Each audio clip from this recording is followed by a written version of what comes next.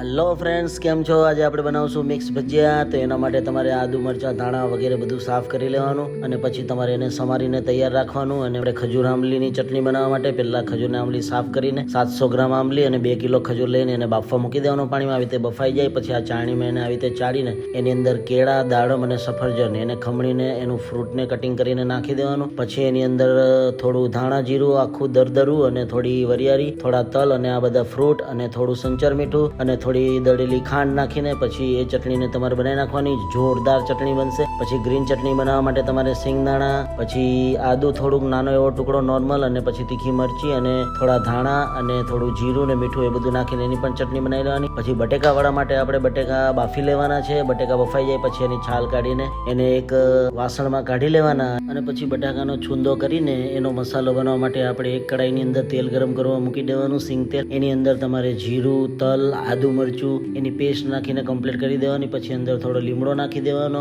એટલે લીમડો તમારો બગડે, કડક ન થાય અને બળે નહીં. અને પછી એ મસાલો તમારે બટેકાની અંદર નાખી દેવાનો. એની અંદર થોડું સંચર મીઠું, થોડી ખાંડ દરેલી, થોડું વરિયાળીનો ભૂકો, થોડો આખા ધાણાનો પાવડર અને થોડો ગરમ મસાલો, થોડો આમચૂર પાવડર અને થોડા પૌવા, પછી થોડા દાડમ અને થોડા લીલા ધાણા નાખીને મસાલાને કમ્પ્લીટ તમારે મિક્સ કરી દેવાનો. અને થોડું સંચર મીઠું નાખવાનું અને થોડું નોર્મલ મીઠું. અને પછી તમારે ટેસ્ટ પ્રમાણે તમારે ચેક કરી લેવાનો, ખાટો અથવા મીઠો તમારે જે ટાઈપનો વધારે અનુકૂળ એ ટાઈપનો. અને પછી તમારો મસાલો તૈયાર થઈ જશે. પછી એ મસાલો તૈયાર થઈ જાય પછી આપણે બેસનને ચાળીને એની આવી રીતે ગોળ તૈયાર કરીને રાખવાનો અને રતાળુને પણ આવી રીતે કટિંગ કરીને તૈયાર રાખવાનું, છાલ કાઢીને. અને પછી તમારે ભજીયા તમારે પાડી લેવાના. અને જ્યારે તમે ભજીયા રતાળુ પૂરી બનાવો ત્યારે તમારે એની ઉપર ચણાના લોટમાં ડીપ કરીને પછી ઉપર આવી રીતે આખા ધાણા અને આખા મરીનો પાવડર તમારે એની ઉપર નાખતું જવાનું. અને પછી જ્યારે ભજીયા બનીને તૈયાર થઈ જાય રતાળા પૂરી, પછી તમે જ્યારે બહાર કાઢો ત્યારે તમારે એની ઉપર થોડો ચાટ મસાલો મિક્સ કરી દેવાનો, ઉપર છાંટી દેવાનો. એટલે તમારા ભજીયા એકદમ ટેસ્ટી ને એકદમ જોરદાર લાગશે. અને પછી તમારા મરચાના ભજીયા અને બટેકાવાળા અને આ બધા જ ભજીયા એવી રીતે તમારે બનાવી લેવાના. અને પછી તમે આ ભજીયાને ગરમા ગરમ સર્વ કરો. એટલા જોરદાર ને મસ્ત ટેસ્ટી ભજીયા બનશે. અને જો રેસીપી સારી લાગે તો કોમેન્ટ કરજો અને બધાને શેર કરજો. Thank you.